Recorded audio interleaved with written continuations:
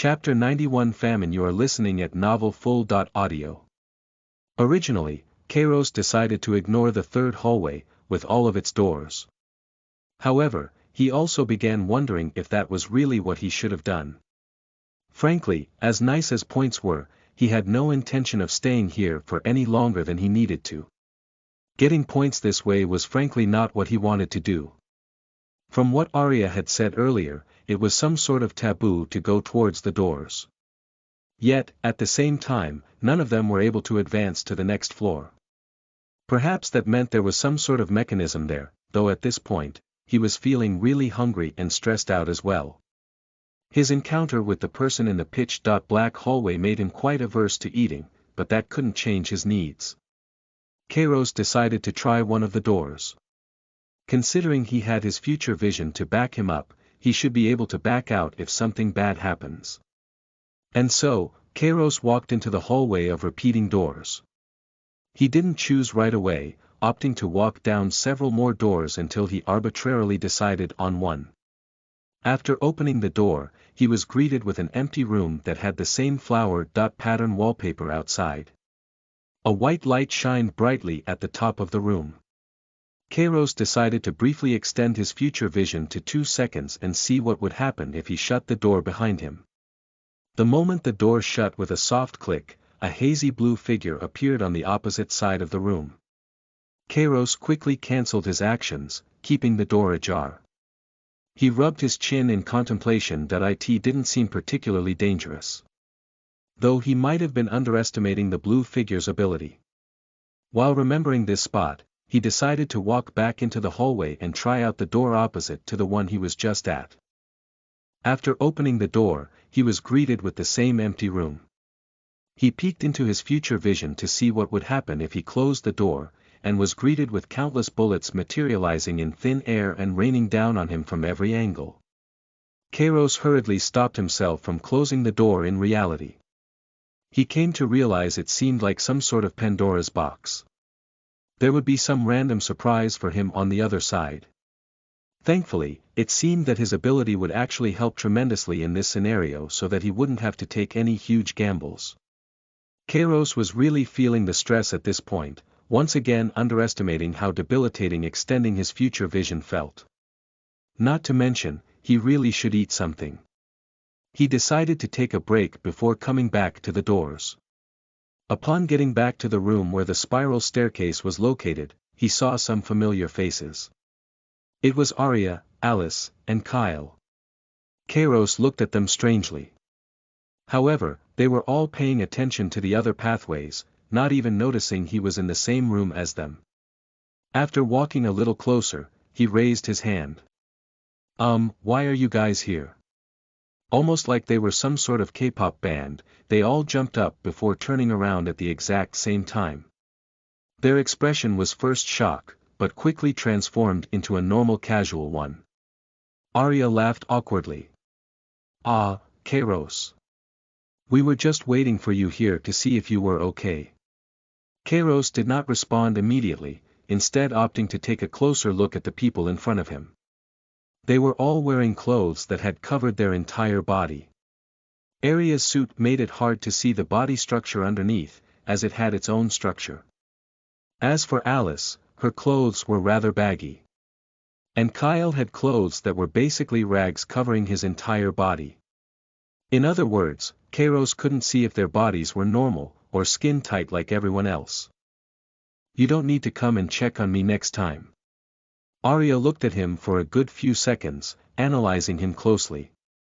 Then, she laughed. Ah, but we are in an alliance, no. It's only natural to check up on each other. Kairos shook his head. There's no need for that, really. The corner of Arya's lip twitched. All right. So, how did your point-gathering session go? And where did you come from? Kairos blinked a few times. I tried to go down the bloody path to kill some monsters, but a guy wouldn't let me pass unless I gave him some food, which I didn't have. Then, I tried the pitch-black pathway and was able to find a single red crystal, but that was it. Arya clapped her hands gently. Ah, so you were able to get a point. Kairos nodded. Yeah, it seemed fairly easy. He then looked over to the pathway with hallways and doors. And then I tried walking down that place a little bit. Alice's face twitched. Why did Big Brother go there?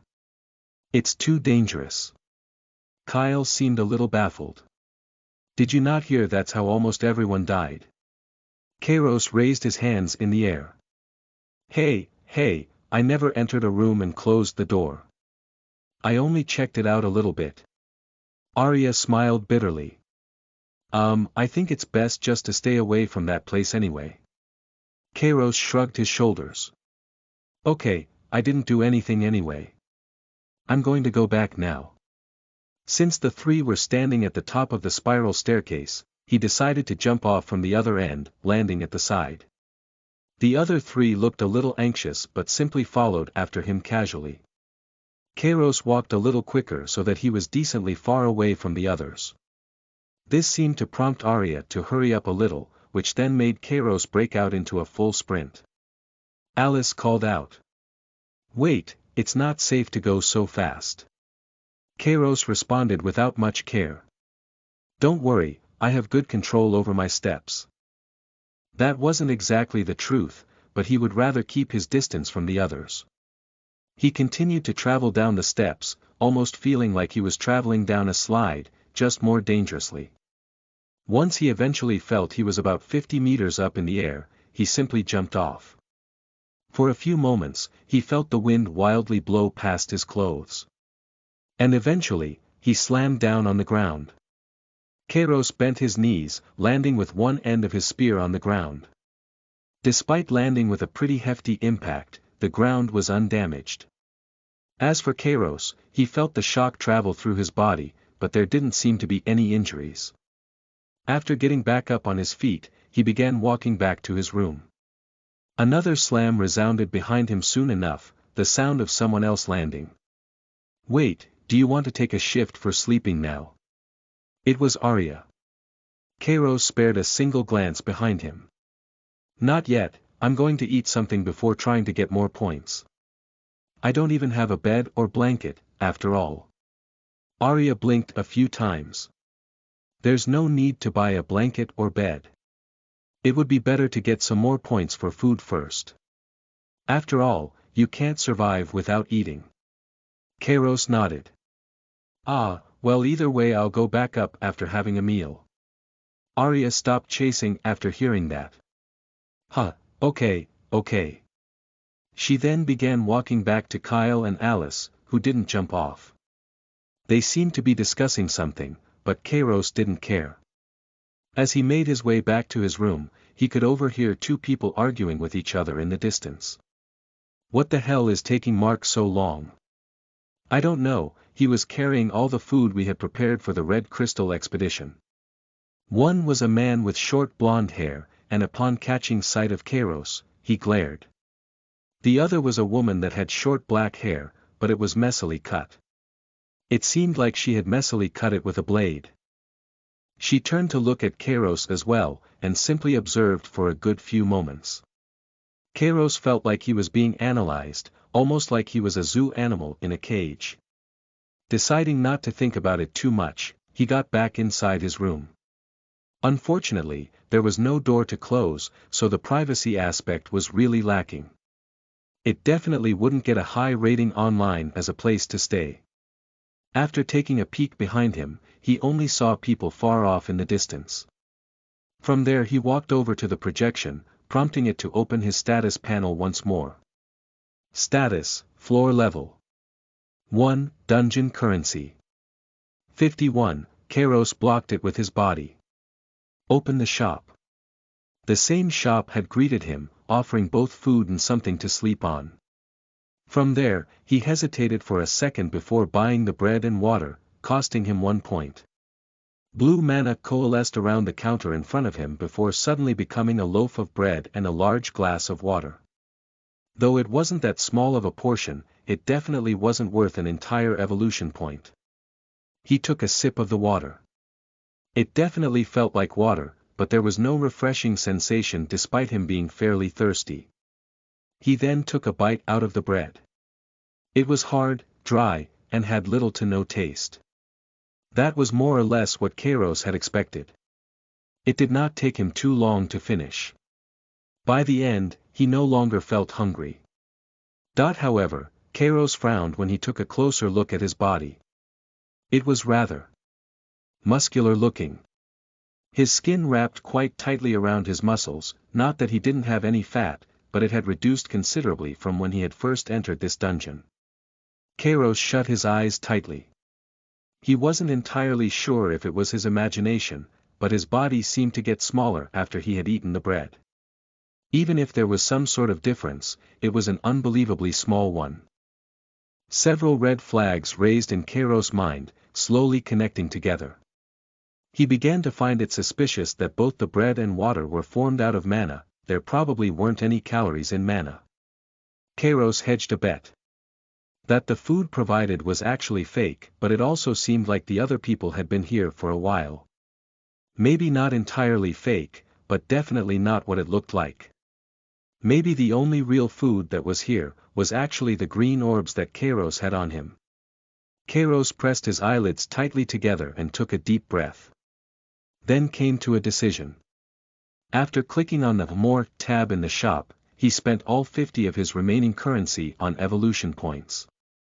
As reckless as a move this was, Kairos felt it was the right one. Though he did it for the sake of not wasting his resources on useless things, it was more so for the mentality he wanted to take.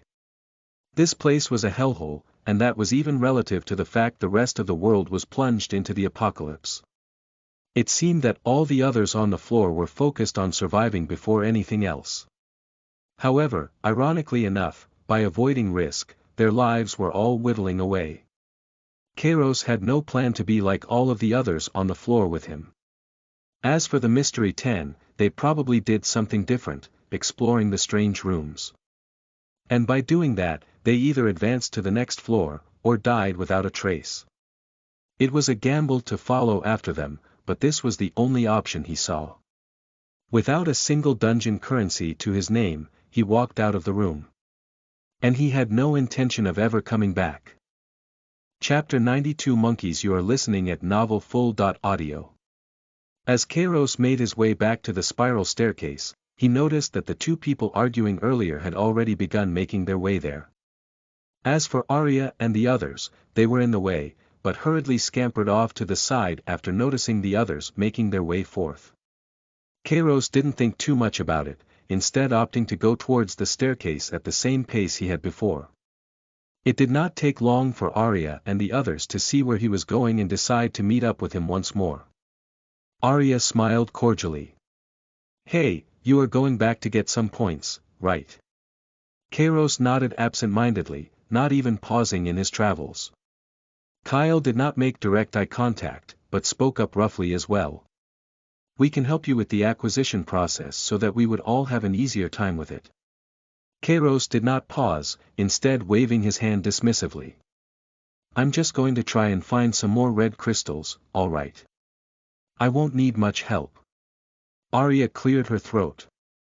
One thing I forgot to tell you earlier is that those red crystals are very rare. Your best bet will be to find a way to kill the monsters." Kairos sighed. "But I don't have the points to give that guy the food that he wants." Alice balled her hands into fists. "Don't worry. With all of us here, he will have to listen. That's why we should go together." Kairos furrowed his brows. There's no need. The longer he spent with those people, the more he wanted nothing to do with them. That was what discouraged him from accepting their offer, but the biggest reason was that he wanted to try out the hallway with doors. Kairos had no intention of wasting his time trying to kill monsters. Nonetheless, the three were persistent. Kyle coughed roughly. "This is simply so that we can all gain points. We can split them fairly regardless of who obtains them." Arya nodded enthusiastically. "Yes.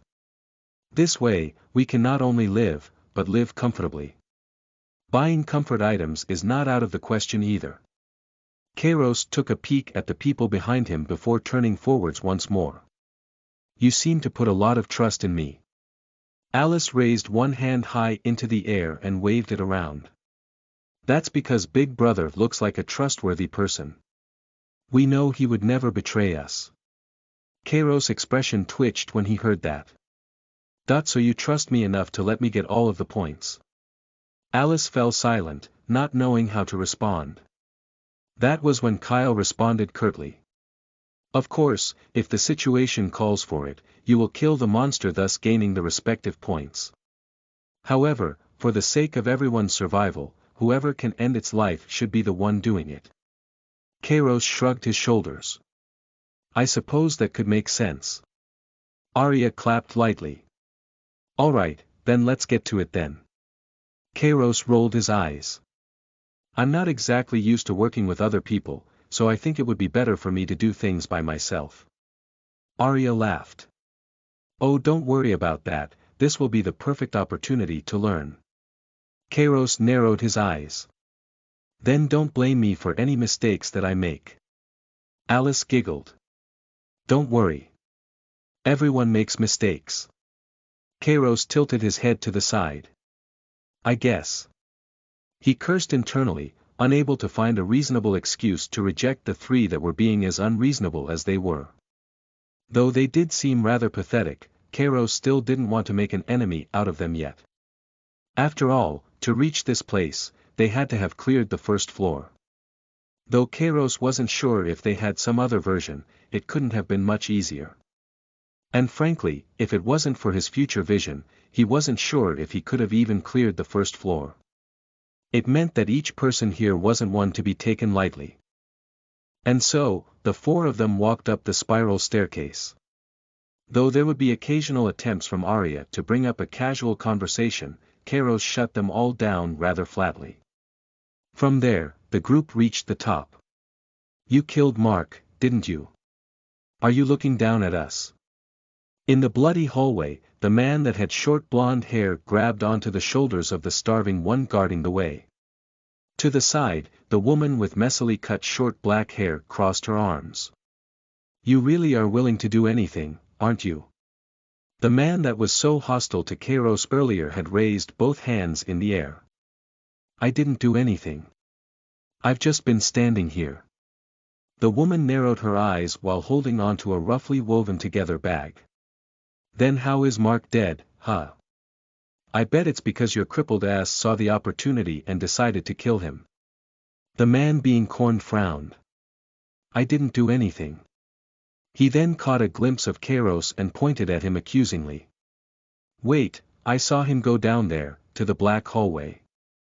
He must have done something. The man with blonde hair turned around, before glaring at Kairos. The new face is so bold. The woman turned around and raised an eyebrow. Tell me, 20.5, is the dumbass here telling the truth? Kairos raised his hands in the air. I did end up going into the hallway with red crystals, but I can assure you that I did nothing myself. The woman frowned and walked a few steps forward. So you did do it, but you're just too scared to admit it. Kairos rolled his eyes. The only thing I did was get a red crystal from inside the place, all right. He then furrowed his brows. That I would prefer not being reminded of that. The woman tilted her head to the side slightly, while her eyes widened. Reminded? Reminded of what? How you killed Mark. Kairos clicked his tongue. When I was walking through the place, I heard whimpers. There was a person mumbling to himself about wanting to be fat and how the food no longer sated him. Then I heard some gurgling sounds before I felt a head roll next to my feet. The man with blonde hair was still holding on to the other person. What? Are you trying to say Mark killed himself? Kairos massaged his temple with the tip of his finger. Not necessarily, I'm just telling you what I know. The woman frowned. The dipshit twins are still fighting monsters right now. So the only person that could have been in the black tunnels would be Mark. Kairos shrugged his shoulders. I guess it was Mark then. The man with blonde hair shoved the person he was holding onto before rushing forth. The hell? Mark wasn't the kind of guy to kill himself, you lying sack of shit. Kairos' eyelids couldn't help but fall, showing how annoyed he was getting. I haven't lied about anything. I just told you about what I know, alright. The woman clenched her fist tightly. That I was wondering who dared mess with us. Of course it was a newbie that didn't know of our reputation. Kairos sighed. And of course, you aren't listening to me. The man with blonde hair cracked his fists. Heh, there's no need to listen anymore, we already know the truth. Next time, you should do a background check on people. 20.5. A confident smile appeared on his face. Because I'm so nice, I'll let you know who you fucked with. The name's Darren, the 15th person to reach this floor. A small smirk formed on the woman's face. And my name is Ines, the 13th person to clear the first floor. Do you understand who you've messed with now? Kairos watched as the man that blamed him scampered away before laughing to himself. I've messed with a lot of people, but the only thing I understand now is that the two of you lack the basic intelligence to function as a human would. You must be monkeys, and with that consideration, it truly is impressive you learned how to communicate. I'm sure many scientists would go crazy to meet you. The woman smiled dangerously, while her hands spasmed violently, growing claws. Piece of shit, you asked for it. Arya, Kyle, and Alice were all quite far away from Kairos, right next to the pitch-black pathway. Upon seeing the situation get out of control, Arya called out. Hurry! Get inside here and they won't be able to see us. Without so much as looking back, the three of them all dived into the black pathway, disappearing from vision. Kairos clicked his tongue. Some alliance that was. A strange smile formed on his face. This is why I hate people. It would be so much better if they were all dead. He considered following after the others. However, he preferred being able to see his surroundings.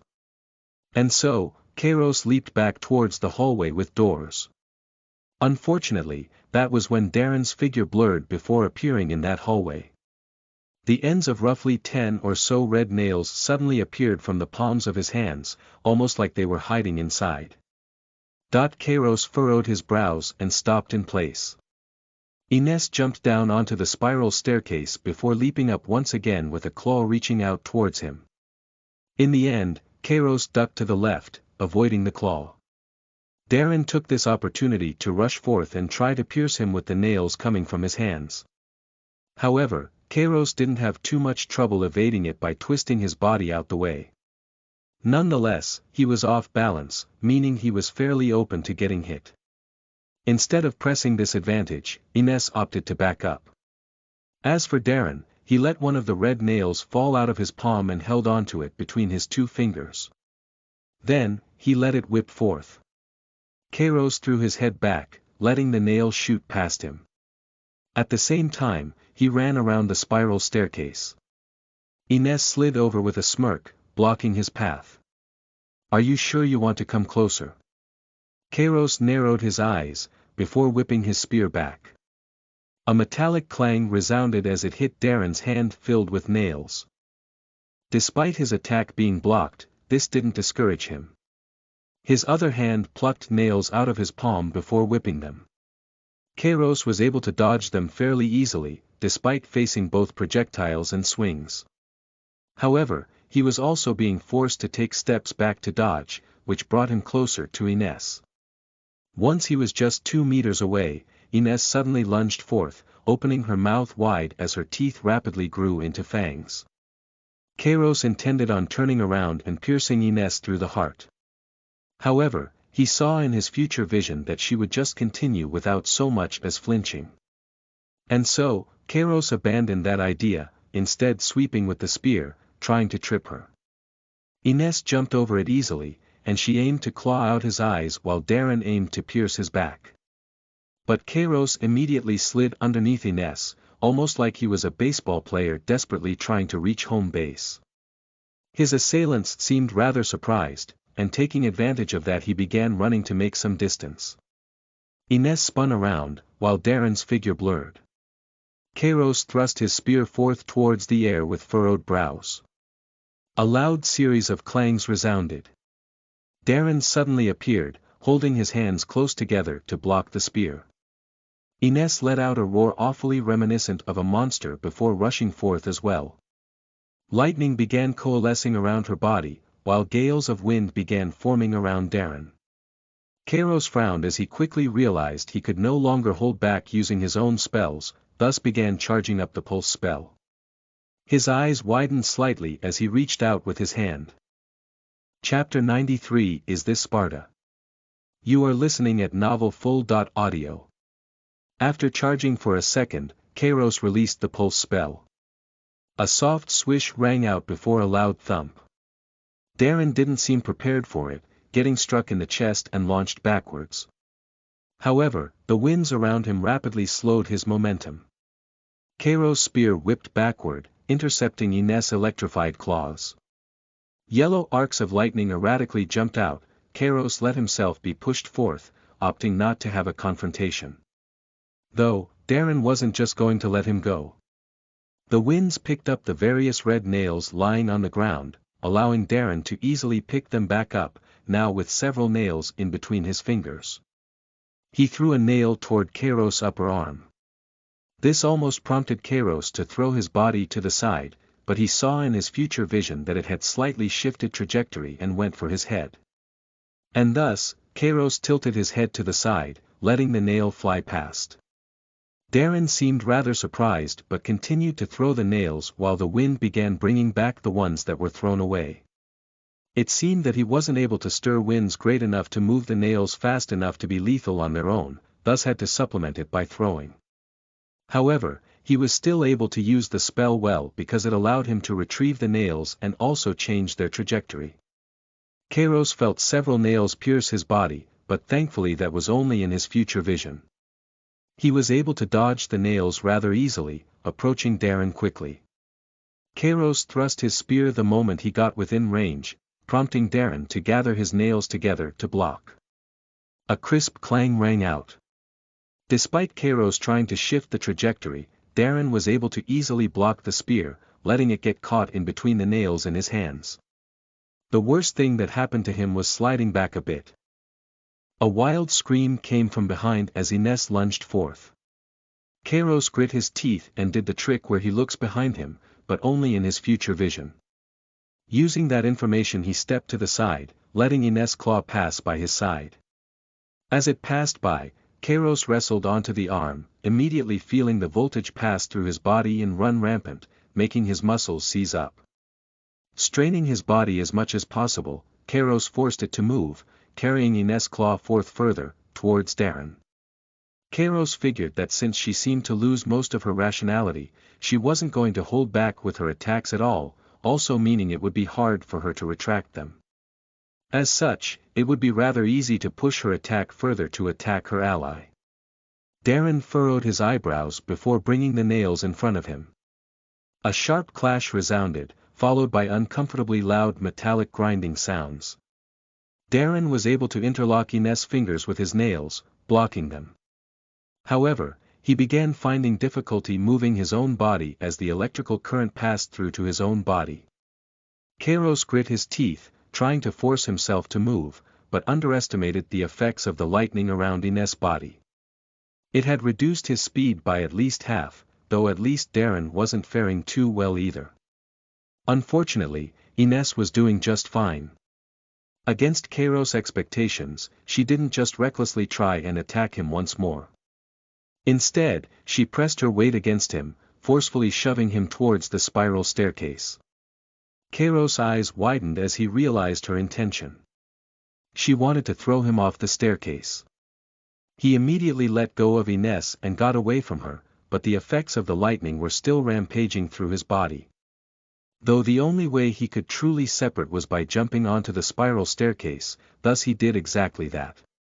Ines gave chase immediately, while Darren backed off a little, pulling back his hand to get ready to throw the nails once more. Upon landing, Kairos immediately twisted around while holding his spear horizontally. Ines came down with an overhead strike as she jumped down as well. A crash resounded. Kairos could feel his own eyes getting bloodshot, but it was nothing compared to how many red veins snaked in Ines' eyes. In fact, her entire body had large bulging blue veins that squirmed like live worms. Despite having his strength maxed out, Kairos could immediately tell he was losing the clash, and thus backed off. Though, as he retreated, he felt pain coursing through his leg in his future vision. Kairos shifted his foot at a strange angle, and a nail slammed onto the staircase where his foot was going. Ines used that time to lunge toward Kairos with both her arms spread out, almost like she was trying to give a hug.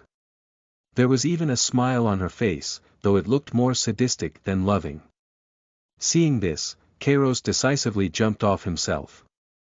He bit down on the bag he was holding using his teeth, freeing up a hand to hold on to the side of the staircase. Ines couldn't stop her own momentum, but didn't try to. She instead jumped, landing down on the opposite side and further down the spiral staircase. Before Kairos could even begin pulling himself back up, he felt a sharp pain shoot through his hand in his future vision. Without hesitation, Kairos swung himself forth a little before letting go of the ledge. Right as he did, a nail slammed onto the staircase where his hand was. For a moment, Kairos was suspended mid-air without a single thing to hold him up. It wasn't a sensation he was used to. While the effects of Ines' lighting had worn off by now, the anxiety nearly made his body seize up regardless. However, Kairos had already thought of a plan and thus was able to easily rein his panic in. He began charging the pulse spell, letting it build up. He shifted the grip on his spear before raising it up, almost like how someone would raise a flag up. Though, he also tilted it back, letting it catch onto the stairs above him. With a grunt, he forcefully hoisted himself up. Several nails shot towards his spear, trying to offset it, but they all ended up missing by a small margin. Darren frowned over missing, but that was fair enough given how thin the spear was. While that was happening, Ines wasted no time in rushing up the steps. Kairos ignored her, instead opting to focus on the person harassing him from afar. He then jumped up, to which Darren threw a nail. Unfortunately for him, Kairos was able to catch the nail, holding onto it between his two fingers. Without delay, he threw it back. Darren was easily able to dodge it, using both the wind to divert the trajectory and stepping to the side. However, that was exactly what Kairos wanted him to do. He was able to land right next to Darren. Faint blue mana had already gathered around his palm and by now his hand was even giving off a faint glow. When Kairos pressed his hand against Darren's chest, he frowned, realizing what was about to happen. His figure suddenly blurred, before appearing a few meters back. However, Kairos had not released the pulse spell. After all, he could see that Darren would disappear at that point. Kairos did not hold back in rushing forth, while Ines jumped up and was following closely behind. Darren clicked his tongue, throwing several nails forth, but Kairos was able to sidestep them rather easily. In the end, one of them ended up piercing Ines's arm instead, though it didn't even slightly faze her. Kairos was able to catch up rather easily despite Darren backing up, as it was naturally slower to run backwards. Without delay, he once again brought his hand right next to Darren's chest. A severely panicked expression appeared on his face immediately. However, he was unable to suddenly shift his position again so soon. Though Kairos didn't know beforehand, he could see it all happen in his future vision. The glow coming from his hand suddenly became a little brighter. An ear-splitting explosion reverberated. Kairos had released the pulse spell after charging it for several seconds, causing the air to shake. Hairline cracks formed on the ground underneath him, but disappeared as fast as they formed. As for Darren, he was blasted backwards like a bullet, leaving a thick trail of blood as he flew through the air. He just so happened to shoot back into the bloody pathway, quickly disappearing in the distance. Though from what Kairos saw, his condition was extremely bad. Darren's chest looked oddly deflated from his shirt, evidence that the man's rib cage had shattered. The rest of his body didn't seem too good either, as his skin had ruptured, causing his blood to splatter everywhere. His muscles should have been damaged too. Nonetheless, while Darren wasn't going to be a problem for now, there was still Ines rushing towards him. She lunged forth, trying to bite down on his neck with her elongated teeth. However, Kairos abruptly twirled around and threw his head back, just barely avoiding it. The bag that he was still holding with his teeth was almost implicated as well. He pulled his foot back before slamming it into Ines' stomach, forcefully pushing her back. Unfortunately, despite putting all his strength into it, he was only able to shove her backwards by the length of his leg. On top of that, the lightning all over Ines' body discharged onto him as well, causing his body to seize up and slowing his actions considerably. Ines took advantage of that, grabbing onto his leg with both claws before pulling. Kairos decided not to resist. Instead, he used his other foot to push forwards, bringing himself closer, letting him feel an uncomfortable warmth emanating from her, similar to the overheated body of monsters. Ines did not seem to mind suddenly being so close. In fact, her mouth opened wide to reveal her long and sharp teeth, and lunged forth to bite down on him. Kairos pulled his head back as beads of sweat formed on his forehead.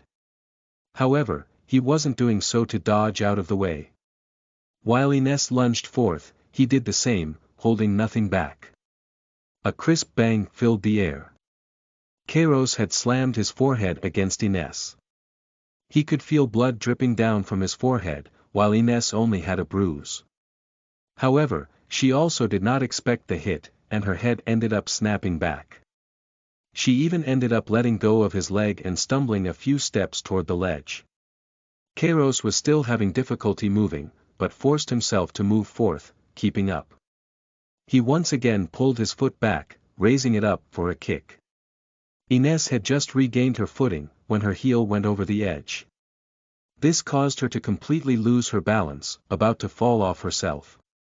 But Kairos, as the gentleman he was, spared no hesitation in helping her fall down. His foot suddenly shot out, landing on Ines' stomach hard. For whatever reason, Kairos had a strange inclination to declare that this was Sparta, despite being a dungeon. Ines was launched like a cannonball. As she was falling, her back slammed against the staircase before sliding off, leaving her to free fall. Ines grit her teeth in frustration, but there wasn't any fear. Mana began gathering around her mouth. After a few seconds, she abruptly oriented her body straight with her face looking away from the staircase. Then, a violent gust of wind shot out of her lips, causing her to recoil back towards the staircase. She once again slammed onto the stairs, while the natural incline nearly caused her to slip off again, but she grabbed onto the edge before that happened. Ines was still very much alive and kicking. Chapter 94 Twins. You're listening at NovelFull.audio. Kairos saw that while Ines had fallen quite far, she was still able to land back onto the spiral staircase.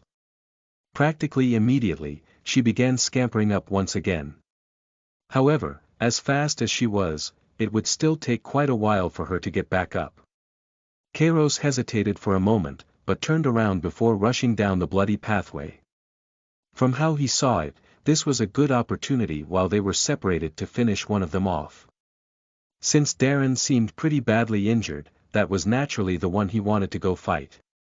Not to mention, he didn't have any contingency plan if he fell down the spiral staircase, so he had no plans of trying to fight with Ines for now, who was more or less fine. Kairos squinted slightly. After walking a decent distance into the bloody path, he found his eyes felt uncomfortable. There seemed to be some sort of faint mist lingering in the area, almost like a light foggy day. It obscured his vision somewhat, but he was still able to see 100 or so meters ahead of him. Though most of the blood was dried and nearly black, there was still a line of fresh blood. Kairos assumed that there was left by Darren, and thus followed it. The trail was initially straight, but eventually became a rather large splotch of blood. From there was no longer any bloodstain. Kairos furrowed his brows. He began considering if it was possible that Darren had somehow died and was then swallowed up by the dungeon, like how it did with the other corpses. But then again, it would probably be much faster for blood to be swallowed up rather than an entire corpse. As Kairos stared at the blood in front of him, he witnessed it rapidly disappear. He quickly came to the conclusion that Darren was still alive, and somehow able to stop the bleeding. Kairos furrowed his brows before looking around him. There were no signs, so he decided to randomly choose to go to the left. His rationale was that Darren probably went to the side rather than fleeing directly away since he worked so hard to get rid of the trail. After a moment of hesitation, Kairos went left. He jogged briskly, squinting his eyes because of the uncomfortable mist. Eventually, he was able to come across sounds far off in the distance. Thinking that it was a good sign, he shifted his direction slightly to get closer to those sounds. Along with the clear tapping sounds of his footsteps, roars came from the distance. Kairos presumed that these were the monsters. Which then led him to wonder how strong they were exactly. Soon enough, he found himself able to see the situation for himself. There were two little children fighting against a massive ogre-like monster. Kairos cursed internally once he realized that he had completely lost Darren, but decided to stay to watch the scene go down. The monster was nearly 10 meters tall, but while it was high, its bloated shape was far more notable. It seemed that this particular monster was obese, though it was definitely also muscular. Along with that, its skin was in a darker shade than usual, and red veins snaked through its entire body, squirming strangely. There was a giant club in its hand, which was at the same height as it. As it swung the club around, violent gusts of wind would follow right after. The weight was clear, but the monster was swinging it around like a toothpick. Unlike other monsters, this one seemed more human, mostly because, "Haha, some little kids want to try and kill me." It was talking, and also the cocky smirk on its face as it fought. This was quite startling to Kairos, as he imagined most monsters to have completely lost their rationality. At any rate, it was even difficult for people that were considered humans to retain coherent thought, which made it that much more impressive. The ogre-like monster swung its club at a little boy, who was hovering in the air. The club was by no means slow. If Kairos wanted to dodge, he would probably only be able to do so by using his future vision. Yet, that boy glided through the air, suddenly soaring upwards, and dodging it. He had short and rugged brown hair. Though practically nobody tried to maintain their hair in the apocalypse, from how messed up it was, it seemed like he had always had extremely messy hair. Judging people by their age is the first mistake many make. Despite being engaged directly in a battle, there was a rather monotone expression on his face. It appeared as though he was bored. In fact, his eyelids were hardly open, almost like he was on the verge of falling asleep. Yet as though to contrast that fact, there were bright green pupils underneath, that gave off light almost like it was a wolf's at night. Along with that, the kid was holding a long chain in his hand, which was over 3 meters long. At the end, there was a meter-wide scythe. Kairos couldn't help but wonder where someone could even find a weapon like that. The chain almost seemed to be dancing in the air. In fact, it seemed alive, almost as though it was actually an eel navigating its way through the ocean. There was a dangerous glint coming from the blade as it abruptly shot towards the monster's neck. However, despite how large it was, the monster was also agile, able to step to the side, avoiding it entirely. In fact, its steps were essentially silent, which was quite strange for such a large being. Despite not having landed a hit earlier, the monster's confidence was as strong as ever. "Hahaha, you have some sort of inferiority complex because of your age, don't you? Frankly, even the people you would consider to be old grandpas look just like children to me, so no need to take it to heart, brat." Its club whipped through the air, which the little boy was confident to dodge.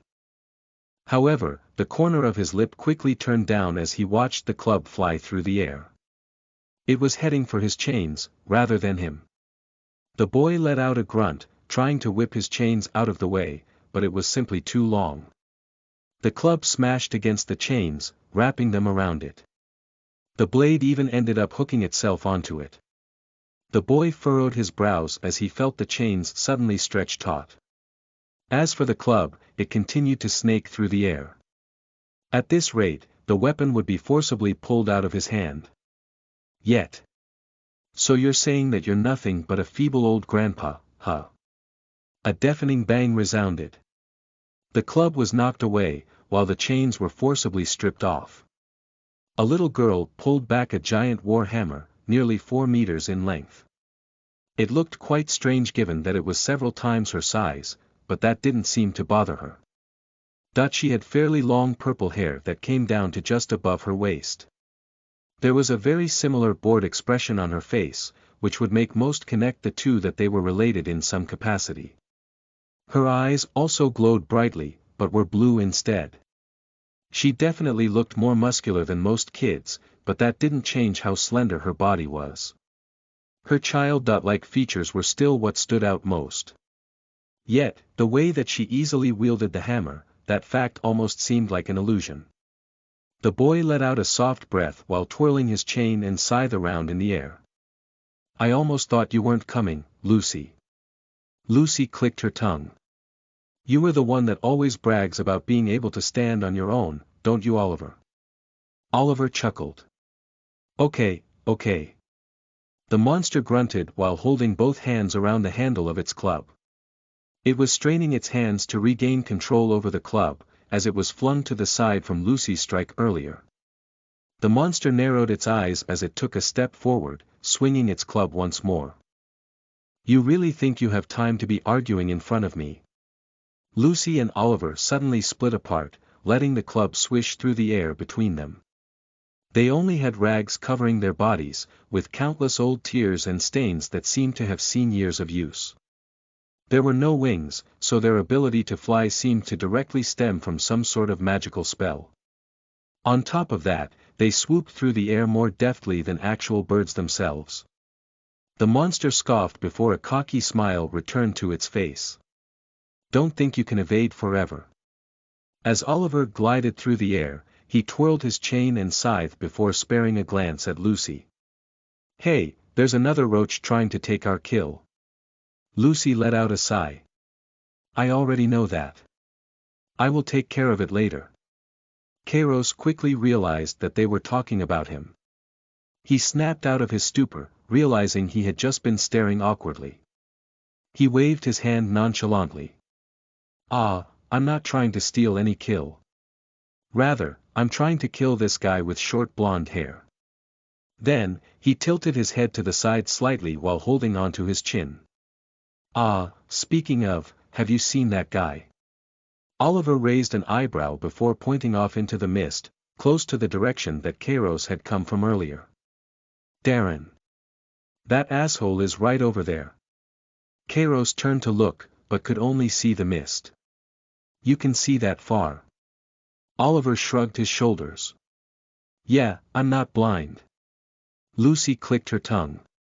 Oliver, you just gave out that information for free when we could have used it to our advantage. Oliver rolled his eyes. I don't like that Darren guy anyway, and I'm too lazy to kill him myself. After saying that, he suddenly dipped down, letting a club soar over his head. The monster ground his teeth noisily before shouting. Damn it. Don't ignore me.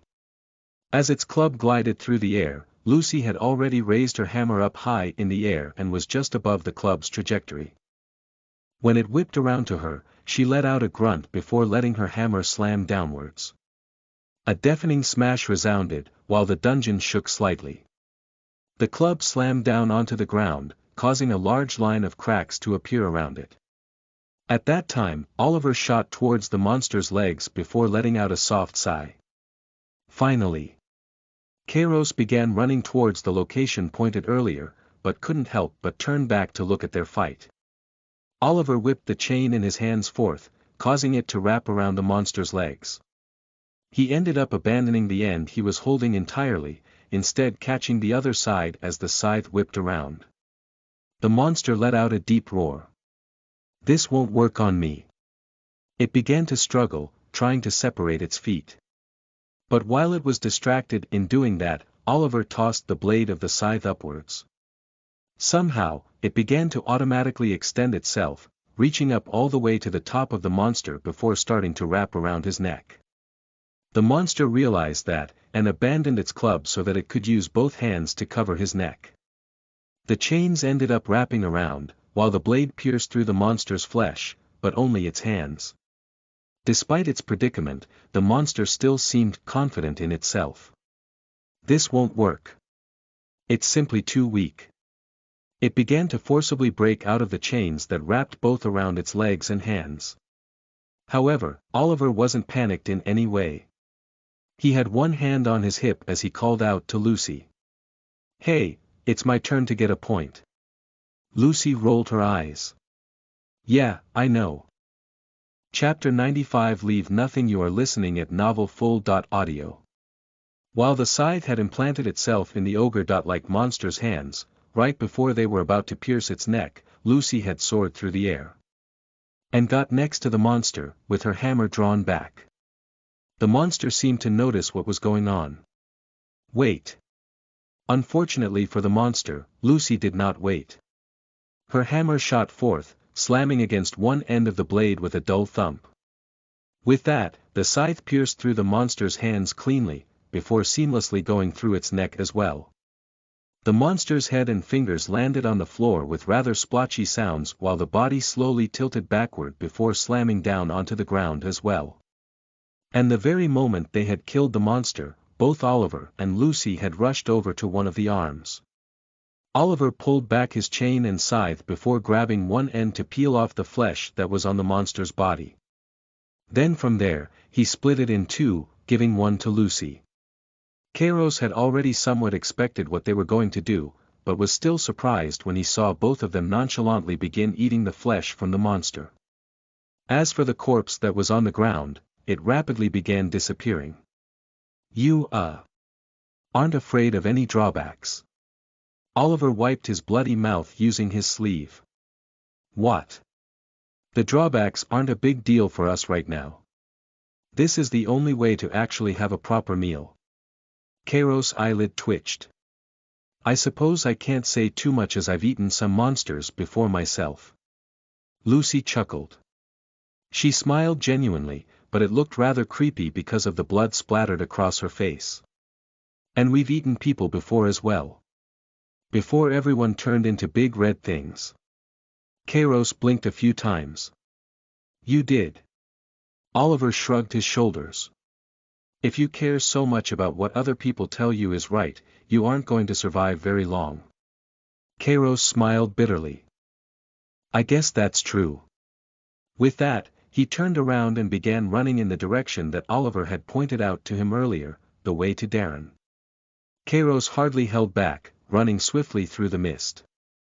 If it wasn't for his future vision, he might have crashed into something along the way since he could only see 100 meters ahead of himself. Though there were only occasional rocks that appeared and were quite small, so at most it would be a tripping hazard. Kairos ended up traveling farther than he expected. He began wondering if he had missed Darren just barely, but that was when he saw a trail of blood. It rapidly disappeared just as he had seen it, but Kairos had seen it nonetheless. Since it led in the same direction he was already going, Kairos simply followed it. And eventually came across Darren. He was standing, but clearly in a pretty bad mess. The nails that he carried before were embedded into the flesh and organs of his own chest, which was already deformed from Kairos' pulse spell. From the way he was slightly swaying in the blood all around him, Darren seemed to be on the verge of death. Nonetheless, he was still alive. In fact, Darren was working on slowly pulling the nails out of his body, using his trembling hands. Without too much hesitation, Kairos dashed forth, pulling back his spear like a sword. Darren noticed this practically immediately, while a rather distraught expression was on his face. "Wait, please wait." Kairos raised an eyebrow and was already on the verge of losing the patience he mustered up to listen.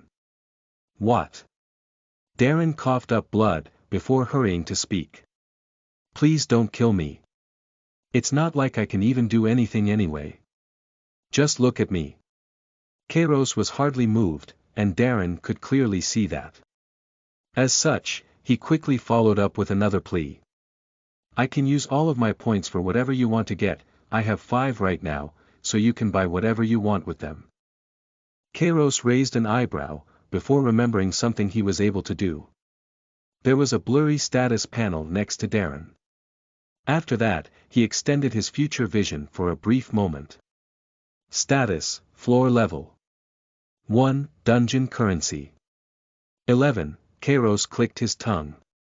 Lying even when your life is at stake, huh? That must mean you are confident in taking revenge. Darren's eyes widened considerably. What? But how do you? Before he could say anything more, Kairos' spear swept forth and horizontally split the man in half. Darren's eyes widened in horror as the top half of his body splattered against the floor. Then, they fell limp. Killed creature. 0.1 points awarded, dungeon bonus. 0.4 points awarded, dungeon currency transfer. 11 added. Kairos took a short glance at the system notifications before realizing that he now could gain more evolution points if he bought them. He felt a little awkward, since he resolved himself so completely to never come back, yet now he had a very good reason to do exactly that. Kairos sighed before roughly guessing the location of the exit to this place before running there. Before long, he found himself back at the entrance. As for Ines, she was nowhere to be seen. Kairos raised an eyebrow and assumed he must have missed her. And now, he could have easily ran over to the place with all the doors, which was his initial goal. However, he was quite bothered by the feeling of having an enemy that was alive. With that said, Kairos also realistically felt her chances of making it out of this dungeon alive were also quite slim. Thus it wouldn't be too big of a deal to try out the doors, and hopefully get out. Yet, as much as logic told him what he should have done, Kairos found himself turning around and going back into the bloody path, getting covered by the strange mist once more. He had no idea how he was supposed to find her other than running aimlessly, so he did just that. And so, he traversed the misty place blindly. After 10 minutes or so of running, he couldn't help but think about how sparse the monsters were in this place. What he initially imagined was that there would be quite a few monsters, to the point where a swarm could happen. However, that was clearly not the case. As those thoughts were filling his mind, he ended up hearing the sounds of battle in the distance once more. He decided to go towards those sounds without too much thought, and by the time he got there, he witnessed another giant monster falling down to the ground. Its head had exploded, leaving only its body on the floor. And there were 2 people floating above it. Lucy and Oliver. Lucy spared a glance at Kairos. Sorry, there's no kill for you to steal here. Kairos massaged his temple with the tip of his finger. No. I'm just trying to find and kill this girl called Ines. Oliver blinked a few times. Huh. You seem pretty vengeful. What could she have even done to make you want to kill her this badly? Kairos tilted his head to the side. That I just don't like keeping enemies alive. Lucy rolled her eyes. You have such low confidence in your own strength and growth that you think they will eventually come back and kill you. Kairos shrugged his shoulders. It's more the fact that I find it annoying not to tie up loose ends. Oliver looked at him strangely before pointing off in a direction. Then just go there, and you'll find her if you aren't too slow. Lucy glared at Oliver. You didn't even try to ask for something. Oliver closed his eyes and turned away. It's a waste of time to wait, if anything. Lucy clicked her tongue. Even so, giving help for free. Kairos hesitated for a moment, before extending his future vision to see the status of the 2 before him. Status, floor level. 1. Dungeon currency. 134, status, floor level. 1. Dungeon currency. 133, Kairos' eyebrow twitched when he saw such an exaggeratedly high amount of points. He guessed that there must have been quite a few monsters in this place before, but these two twins must have killed nearly all of them. He shook his head, deciding to hurry off over to Ines. And just as Oliver said, he soon came across Ines, who was currently breathing heavily to herself. She was holding the side of her head with frustration, seemingly unaware that the claws were digging into her scalp. For now, Ines seemed unaware of Kairos' presence. He saw an opportunity through that. Kairos stuck out his hand, keeping his 4 fingers together. Mana began gathering towards the tips of his fingers, charging up to become a gale spell. After a few seconds, the faint sound of whipping wind could be heard from his fingers. Combined with the spells he had casted previously, Kairos quickly found himself nearly out of mana. He decided that he needed to add points into his mana capacity later. Doing so right now might starve him to death, which he wasn't really fond of right now. Kairos narrowed his eyes, then released the gale spell. It hardly made a sound as it shot through the air, and other than a slight distortion in the mist, it was completely invisible. Ines just barely noticed it in time, bringing her arm up to block. An ear-piercing crack resounded. Ines immediately cried out in pain, but immediately reined it in. Her arm had bent severely, almost like it had another joint. She was still partially transformed into a monster, and when she turned to look at Kairos, her eyes told exactly the same story. Ines looked like her mentality had completely devolved into one of a beast. Though, her skin was still far from red, like how other monsters were. Kairos decided not to question it, instead rushing in to seize the advantage early. As for Ines, despite having her arm badly injured, she didn't seem against it either. Lighting began to gather around her body once more, appearing as many tiny little arcs that jumped around her body. She crudely bent her arm, causing it to snap back in the proper orientation. If a normal person did that, it would probably come off completely, leaving the person armless.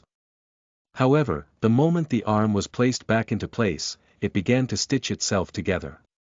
Seeing Ines' impressive regeneration ability, this only furthered his resolve to kill her. Kairos suddenly dashed to the side. As he did, Ines lunged to the spot where he just was. Kairos wasted no time in spinning around and thrusting his spear forth, piercing into the back of Ines' heart. However, despite that, there was a frown on his face. He quickly pulled his spear out before taking a step backwards, just barely avoiding Ines' strike as she suddenly whipped around. Despite not hitting Kairos, and only taking hits herself, Ines didn't seem the slightest bit discouraged. She let out a deep roar before rushing towards him once more. Kairos narrowed his eyes before sweeping his spear at Ines' feet, causing her to trip and fall onto the ground. His spear shot for Ines' head, but he saw that she dodged. Despite shifting his trajectory with the information from his future vision, Ines was still able to move out of the way, perhaps with powerful instincts. Ines then grabbed onto the spear. Kairos frowned, not expecting this as he couldn't see it while his future was warping to change. He then abruptly let go of the spear, while his eyes narrowed. Right when he did, violent currents of lightning suddenly came out of Ines, climbing up the spear despite the fact it didn't conduct electricity before. A smile formed on Ines' face as she tilted her head to the side. It was almost like she was mocking him. He had lost his weapon. Chapter 96 Blood and Feasting. You are listening at NovelFull.audio. Ines held onto the spear like it was a stick and waved it around like she was a kid. From how her eyes weren't truly focused, it seemed that most of her rationale had already disappeared.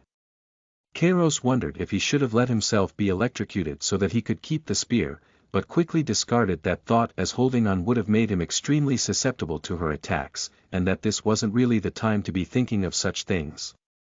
Ines pounced towards him, prompting him to throw his body to the side. As she passed him, he could hear the clear crackle of lightning in his ears. Kairos quickly realized the big problem with his situation. If he tried to attack her, even if he landed a successful hit, his body would seize up under the lightning.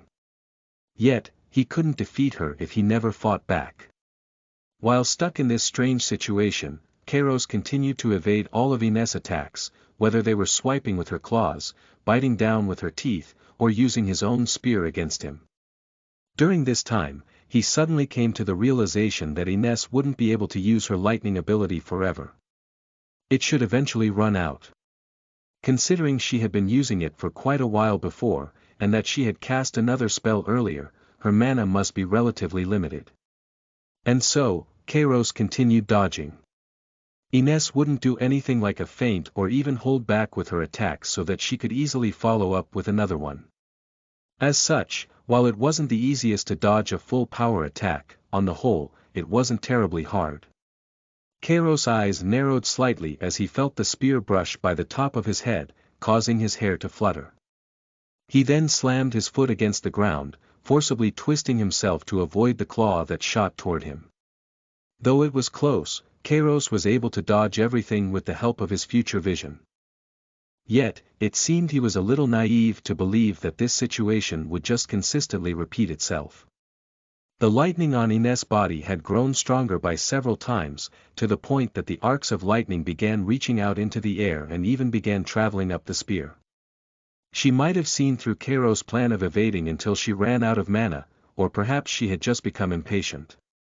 Regardless, Kairos was quickly put in a bad position.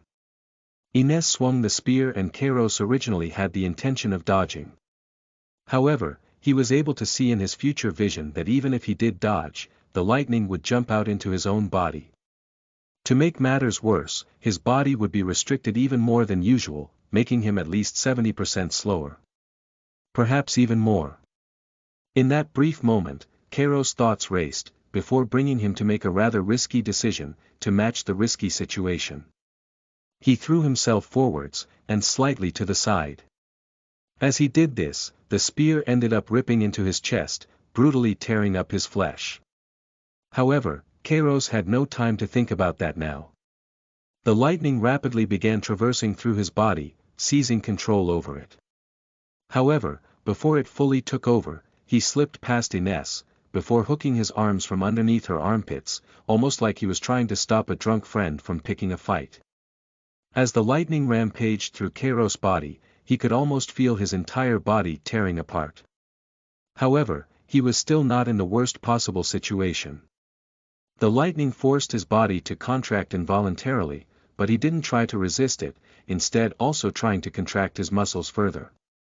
It caused his arm to squeeze together and ball his hands tightly in a fist. This way, he was able to restrain Ines, meaning it would be hard for her to fight against him. Kairos considered it risky to try and wrap around to restrain from behind, however, he figured it would be way worse to try and do it the other way, considering Ines would very likely bite his face off. Though, that didn't mean she was unable to do so altogether. Ines strained her neck, forcibly twisting it to the side before biting down on Kairos. It was quite painful, though most of it was masked by the pain of lightning coursing through his entire body. Regardless, Kairos couldn't just sit here and do nothing.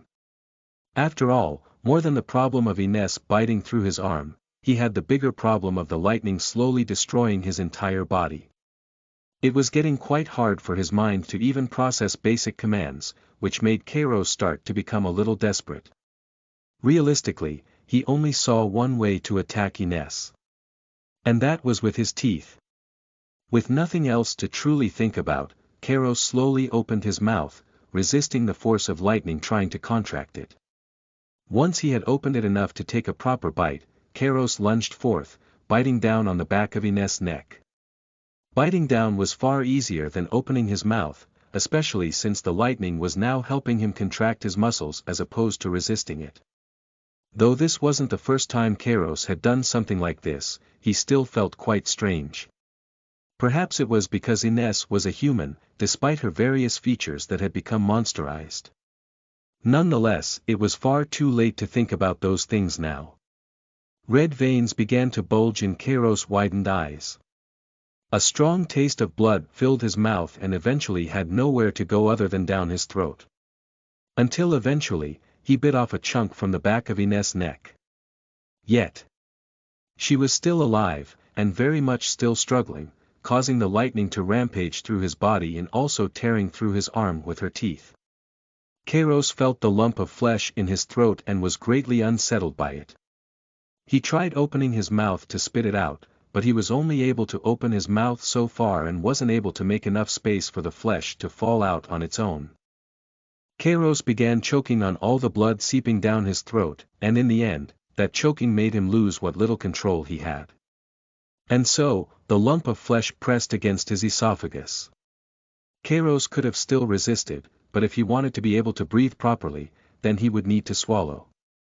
More blood began to pump to his brain, making his head radiate an uncomfortable warmth. As the adrenaline ran through his veins, Kairos made his decision. And swallowed the lump of flesh that it definitely felt strange and uncomfortable. For one, it was human flesh, and for the other, he really didn't chew the lump of flesh at all, making it kind of hard to swallow in the first place. Nonetheless, Kairos couldn't contemplate that now. He had already opened his mouth enough to take another bite when he was trying to get the flesh out of his mouth. And so now, he did not have to wait before biting down once more.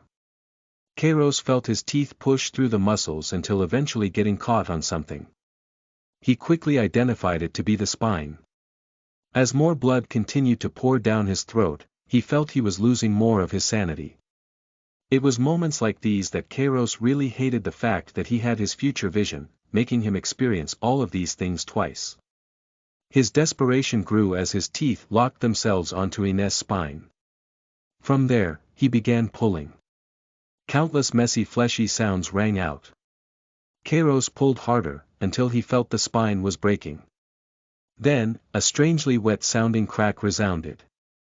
As Inés' head came off of her body. Killed creature. 0.1 points awarded, dungeon bonus. 0.4 points awarded, dungeon currency transfer. 2 added, the lightning stopped almost immediately, while Kairos ended up collapsing to the ground, spasming violently. He still held on to the end of the head in his mouth, though he didn't want to do so. It was only until a few seconds later, and after an unknown amount of blood had traveled down his throat, was he able to finally let go of the head. Kairos immediately began gagging, trying to spit out the blood he had swallowed. However, he was only able to expel the blood in his mouth. It seemed that everything that went to his stomach had already been used up, and spread through the rest of his body. As this was all happening, there was a faint chuckle in the distance. I thought you said you had done something like that before. From how it looks, this is your first time trying to eat someone else. Kairos' vision was blurry, while he wasn't really listening. However, he could still make out that Oliver was speaking to him. After spitting a few more times, Kairos sat up and began panting heavily. Did I just choked? Lucy laughed. If anything, it looks like you couldn't stand it, so you forced yourself to choke. The corner of Kairos' lip twitched. He reached around, before eventually grabbing onto his bag of green orbs that he had dropped during the battle. Oliver spared a glance towards the bag, but soon lost interest. Why were you even so insistent on killing Inés, anyway? Did she do something to offend you? Kairos blinked a few times, slowly recovering. She decided to be enemies with me. And I don't like having enemies. Lucy rolled her eyes. So if we declared that we were enemies with you, then you would begin chasing us down. The corner of Kairos' lip twitched. Maybe. Oliver laughed, twirling his chain in scythe. Even if that meant you would die. Kairos fell silent. Though he wanted to say something back, he had to admit that he didn't have the confidence to kill both Oliver and Lucy. If it was only one, then he could consider it, but otherwise it was simply too much. He coughed while wiping away the blood that had covered his mouth and began dripping down to his neck. It weighs down on your mind when you have people that may turn against you. That's why I said I wanted to tie up loose ends, R.G. Oliver raised an eyebrow. And that's why I said that you should at least have the confidence that you can grow faster than your enemies. Kairos' face twitched. But there are no guarantees. Lucy sighed. Don't you know that there will always be risks? Why are you being such a dummy? Kairos' face twitched. He had no clue why he was being lectured by some kids. Perhaps this was why Ines had referred to them as the dipshit twins. He let out a long sigh. I guess maybe. Oliver shrugged his shoulders. Me and Lucy here have countless enemies. We were kids on the street with nowhere else to turn to. And because we weren't just going to sit down and die, we stole a whole lot. Kairos blinked a few times, and continued to wipe the blood off of his body. So. You made a lot of enemies. Lucy chuckled. That's an understatement. Sometimes I would even go out of my way to provoke people and find ways to beat them up. Kairos' eyelid twitched. That sounds like going too far. You have to at least somewhat think about it, right? Oliver smirked. It's because we have confidence in ourselves. We know that no matter what, we will get through it like we always have. That's why none of our burdens weigh us down, because they don't cause us to doubt. He shrugged. If anything, it's only proof of how far we've come. Kairos couldn't help but think of his past after hearing that. Chapter 97 Statuses. You are listening at novelfull.audio. Whenever Kairos had been picked on by other kids, he always found that they were quite relentless. It seemed that they saw his lack of resistance as weakness, thus found it only natural to bully him even further. It took Kairos quite a long time to realize that he had to fight back in order to prevent people from trying things on him. Though, his first experience in doing so wasn't too pretty. He had broken the arms of 3 kids and had gotten himself expelled. Naturally, this made him get an earful from his parents, who then told him he was supposed to avoid conflict like that. Because it was quite the serious matter, he was even forced to go through homeschooling by his parents, who forced him to write down the various things he wasn't supposed to do countless times. And for Kairos, it was an extremely confusing experience. He was supposed to defend himself if he wanted people to stop bullying him, but he also wasn't allowed to. It was then he eventually learned that what he was allowed to do was notify the teachers, and so that's exactly what he did during middle school. Yet, most of the time the teachers couldn't care less. And even the ones that did, barely did anything other than giving a few words to the people in question. Kairos eventually learned that there usually wasn't a clear-cut answer. And that was the case for nearly everything in life. Even in school, people were considered to be at different statuses based on their connections with other people. Though there was no true power over others, whether that was through their position or assets, that still didn't change this difference in status. And frankly, Kairos didn't like making friends. As such, it was quite natural for him to suddenly find himself at the bottom of the social ladder. Then it led to him being bullied by others at school. When Kairos had accidentally broken someone's arm before, he still couldn't help but feel he needed to go further. That if he didn't, then he would end up being bullied once more. Though Kairos wasn't sure if that was the case, he decided he wasn't going to relent. And so, he found various ways to hurt the person that already had a broken arm even further, trying to make it so that he wasn't responsible. One thing Kairos had learned was that if he dropped his pride and apologized profusely, while it wouldn't do anything for the person he wronged, it would make other people think that he was being genuine. He abused both that, and also sneakily used more discreet ways as well. Such as sneaking things into their lunches. Before Kairos knew it, he was essentially being the bully. Though, he never really cared about all that. Eventually, the person he was harassing all of the time transferred schools. Though, that still didn't change the fact Kairos was at the bottom. If it wasn't for the little trick he did with Chad, nearly every bully in the school would have tried to pick on him. As for his parents, they ended up hearing about some of the things that Kairos did, and although he proclaimed it was an accident, they didn't believe him. Perhaps it was because of his track record of violently hurting others before, which made ones that appeared later seem like a pattern. Unfortunately, he was unable to convince his parents, forcing him to listen to more of their lecturing. Though, after experiencing it for years on end, all of their words went in one ear and out the other. He could no longer care about what his parents told him. Regardless, he spent all of his time just harassing that one person. That led to being isolated even further, as instead of talking to others he was just plotting various little inconveniences and injuries. It soon came to the point that Kairos could no longer make any new friends even if he wanted to. The only person that was actually willing to be friends with him was Nicole. Kairos let out a sigh and massaged his temple with the tip of his finger. I suppose always getting rid of every single enemy isn't the best solution, especially when nearly everyone wants to become your enemy. Oliver smirked, which ticked Kairos off a little bit. Ha, exactly. It's just a waste of time. Lucy put a finger on her chin. If we had to get rid of every enemy we had made, there would be no time for ourselves. Kairos gradually stood up and waved his hand weakly.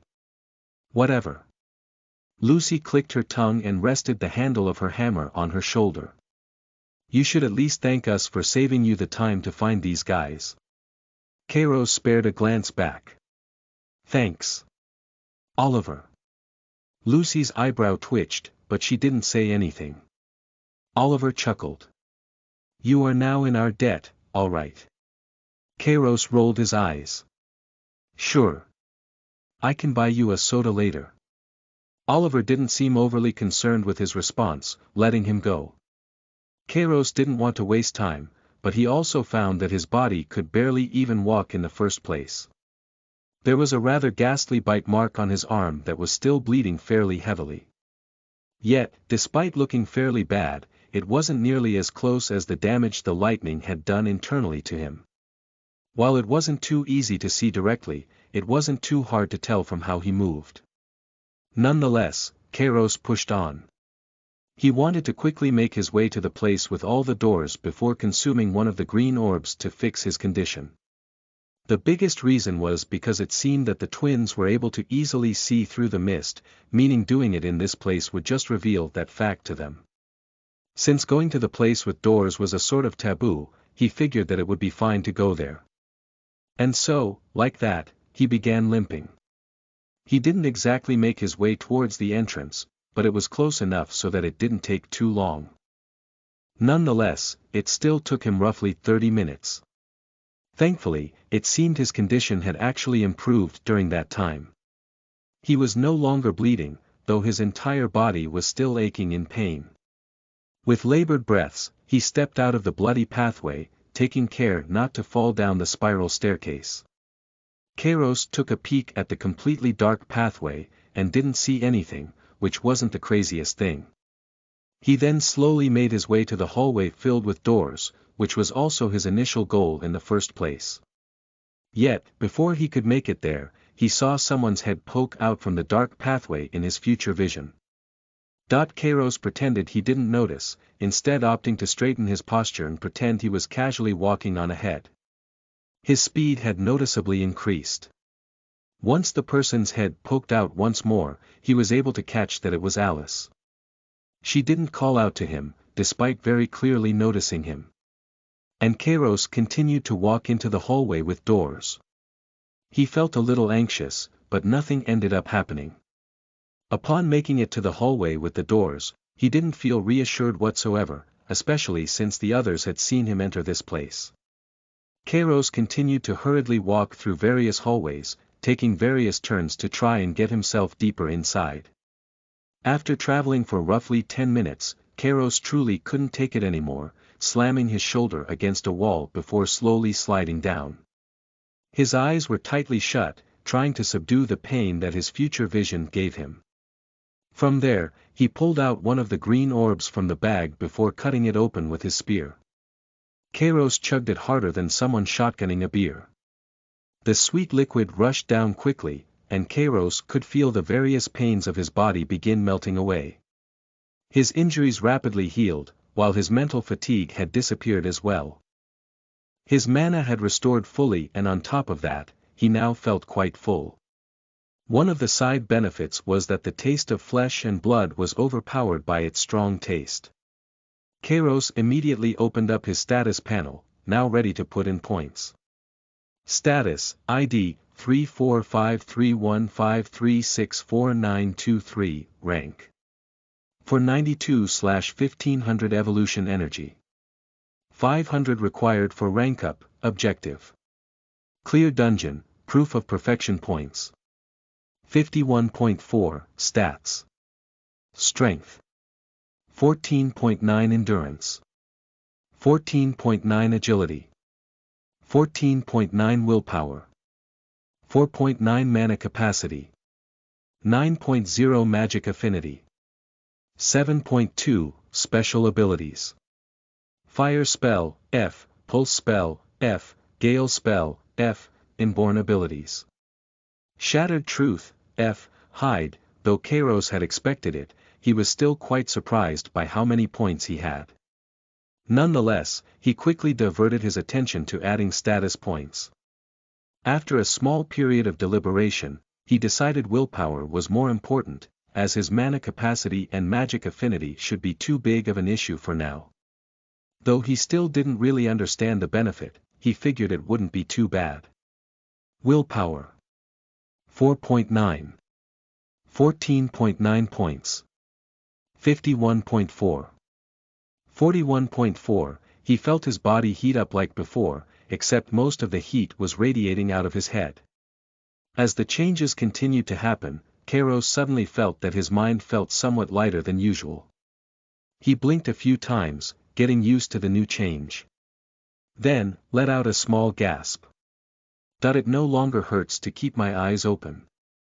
After 30 or more seconds, Kairos eventually felt slightly taxed from using his future vision, but it was nothing compared to before.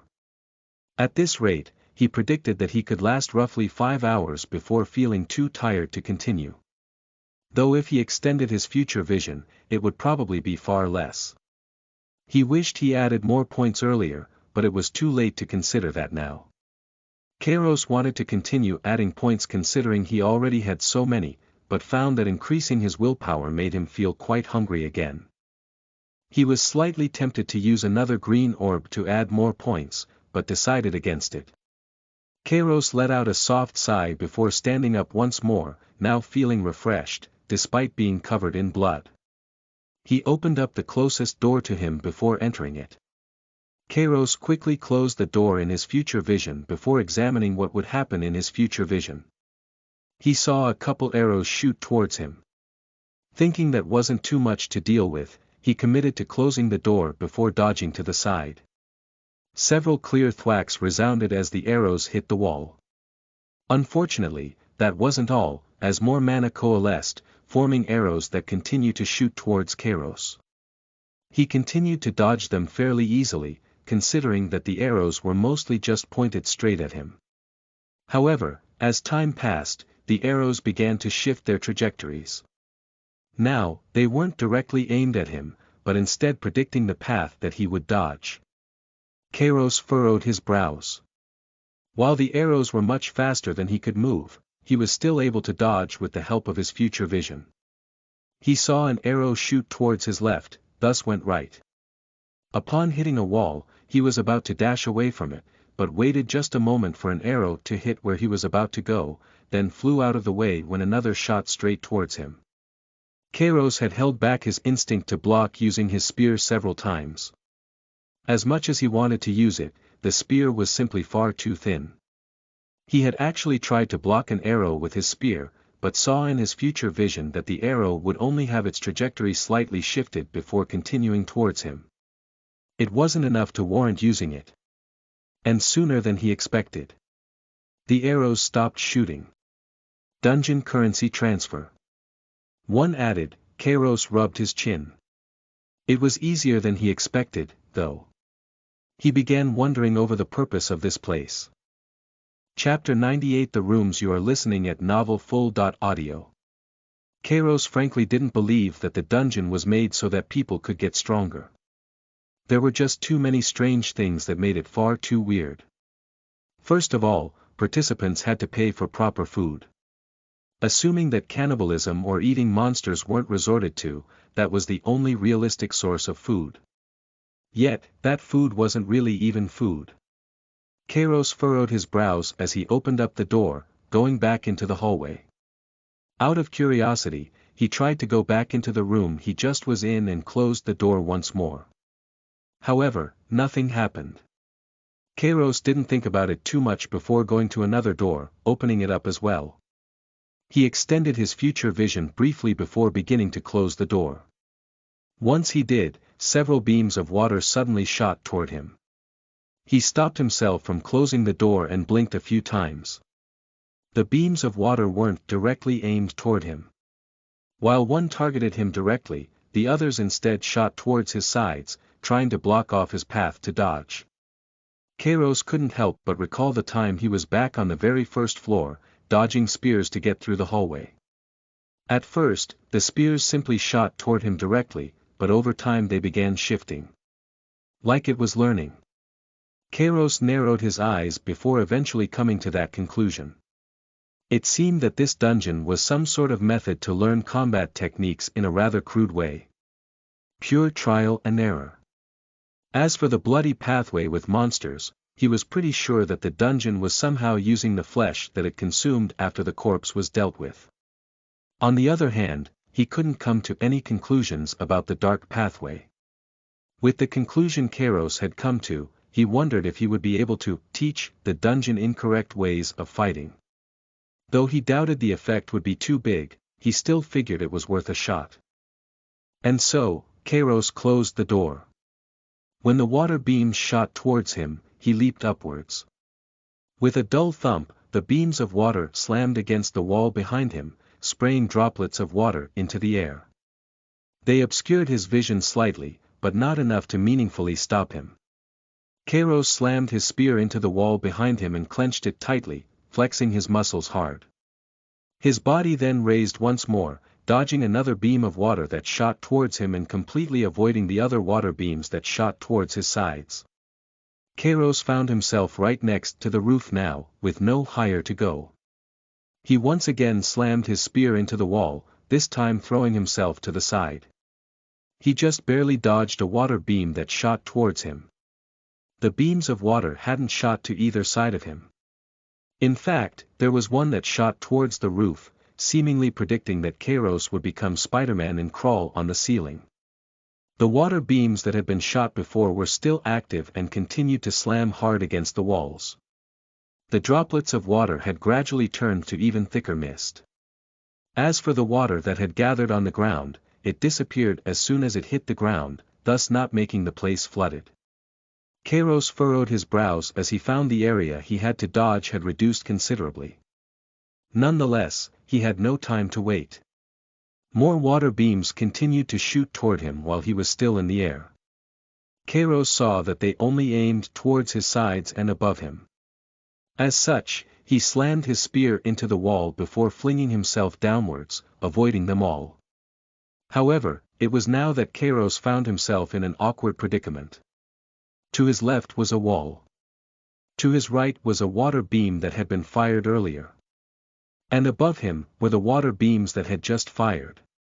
In other words, he no longer had any space to dodge. Kairos saw in his future vision that one water beam would shoot towards his torso, while the other would go towards his legs.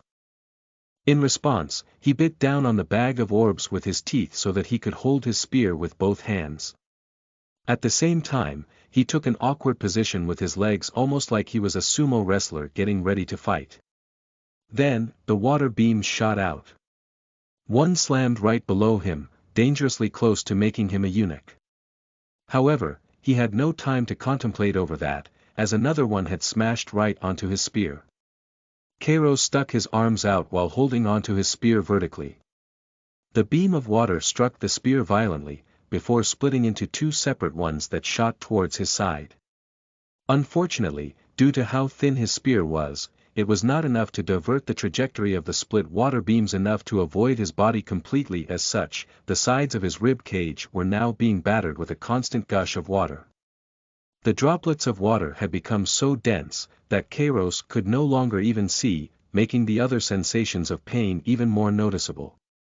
He could feel the spear breaking through the skin of his palm, another disadvantage that came from how thin it was. Eventually, the flesh of his palms started to tear apart, forcefully pushed aside.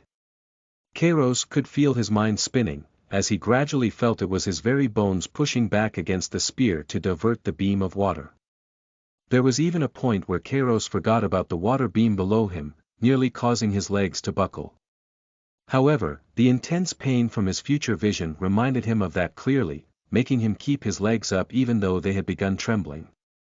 And right when Kairos felt that this was going to be endless. Dungeon currency transfer. One added, the water beams suddenly disappeared. Kairos began panting, now completely drenched. The ground was more or less dry, but the air was still incredibly humid. Blood began forming from Kairos' palms, dripping down his spear. There was blood before, but it had been washed away by the water. He took several deep breaths before composing himself once more. That was much harder than the last one. Kairos slowly let go of the spear, letting it hit the ground, and wiped away the water in his hair with the back of his palm. For a few moments, only the sound of dripping was in the room. Kairos was intently paying attention to the wounds on his palms. The process wasn't the fastest, but the bleeding had indeed stopped after a while. When he tried to pick the spear back up, it was quite painful. Kairos decided to take a small break. Resting against the wall with his eyes closed. Using a green orb for these kinds of injuries would be an overreaction. He still had 11 of them, but that wasn't too much for Kairos. And so, he waited for his wounds to naturally heal a little before moving onwards. He couldn't help but wonder what was happening with everyone else. Kairos still remembered that he had tossed Nicole his glasses, and hoped that she kept them safe. He also began wondering what happened to the city that Tiana had created.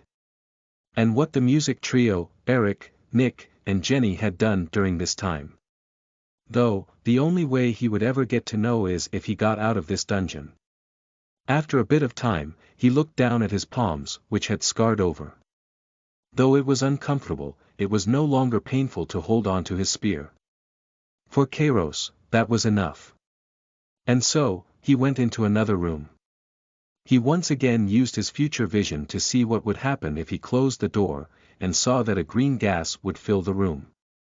Nearly immediately, his flesh would begin corroding and there wasn't even a sensation of pain, as his nerves would die before they could process it. Kairos stopped himself from closing the door while beads of sweat began forming on his forehead. It appears that this was the reason why this place was so taboo. While it could let one get points relatively easily if one was lucky, it could also kill the person in question. Kairos left the respective room before trying another one. This time, he was able to see a figure made out of mana appear, holding onto a sword. Kairos stopped himself from closing the door. He hesitated, as it didn't seem to be the most dangerous. Though, the last experience made him a little more cautious. He closed his eyes for a few moments. Then, decided that there would be at least some risk no matter what, so he should take chances when he could. Once the door clicked shut, Kairos turned around to meet with the blue figure holding onto a sword. While the figure appeared to be conjured from mana completely, the sword it was holding appeared to be made out of metal. The figure did not move immediately, and neither did Kairos. They looked at each other for a few moments, before the figure appeared to lose patience and dash forth. Kairos also dashed forth, before suddenly stopping. The figure swung its sword and ended up missing Kairos. However, it twirled around right after, with deft movements, bringing it down once more. Kairos' eyes widened, as he brought his spear up to block. A loud clang resounded as the sword hit the spear. Kairos pulled back before sweeping horizontally. The figure proceeded to dash backward, avoiding it. Kairos raised an eyebrow before continuing forth, thrusting his spear forwards. The figure seemed unprepared and was stabbed. Kairos noted that the sensation was greatly different from normal, almost feeling like he stabbed through water. As for the figure, it simply retreated once more after being hit. Kairos did not chase this time. How am I supposed to kill this thing? He raised his hand and pointed a finger toward the figure. Maybe. A fireball coalesced at the tip of his finger. At this sight, the figure seemed provoked, rushing forth once more. Kairos ended up only having a brief moment to channel the fire spell, but he threw out the small fireball nonetheless. The figure was able to duck underneath it and quickly followed up by sweeping with its sword. Kairos slid back slightly to move out of the way. Despite missing, the figure still seemed prepared, bending one knee and shifting most of its weight on it before whipping around once more. Though Kairos wanted to counterattack, that strike was too fast, forcing him to block. Another clang resounded. Kairos narrowed his eyes, trying to channel mana for a pulse spell. While it shouldn't have been visible to the average person, the figure seemed to notice, suddenly increasing the strength from its sword several times over, forcing Kairos to disengage and leap away once more. He stopped channeling the spell, which seemed to calm the figure. Kairos clicked his tongue. So no magic. The figure did not respond, instead bending one knee slightly while raising its sword above its head. This was the same position it had taken earlier, though Kairos hadn't noticed before. He decided to challenge it, opting to thrust his spear forth. Kairos saw in his future vision that the figure would deflect his spear and follow up with another strike. He thus stopped his spear thrust, instead opting to sweep with it. Then, the figure responded by suddenly flicking its sword downwards before bringing it up in a diagonal slash, deflecting his attack. Kairos stopped once again, narrowing his eyes slightly. He had somewhat sensed it before, but the figure seemed to have a sense of swordsmanship. Though it was a bit strange, since it seemed both practiced, yet also an amateur at the same time. Chapter 99 Technique. You are listening at NovelFull.audio. Kairos narrowed his eyes as he watched the mana figure in front of him move by slowly inching closer towards him.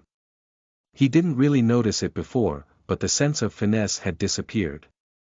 For whatever reason, it seemed like the figure was extremely proficient at the techniques themselves, but was unable to chain them together properly. Kairos imagined that if in their several clashes, the figure followed up with a strike like it did before, he would be in far more trouble. However, that didn't seem to be the case. Instead, the figure would awkwardly pause after each time. While he was thinking, the figure suddenly shifted its stance, raising its sword up and shifting the weight of its foot. Kairos narrowed his eyes, before abruptly bringing his spear up, but not in the trajectory that the figure was swinging.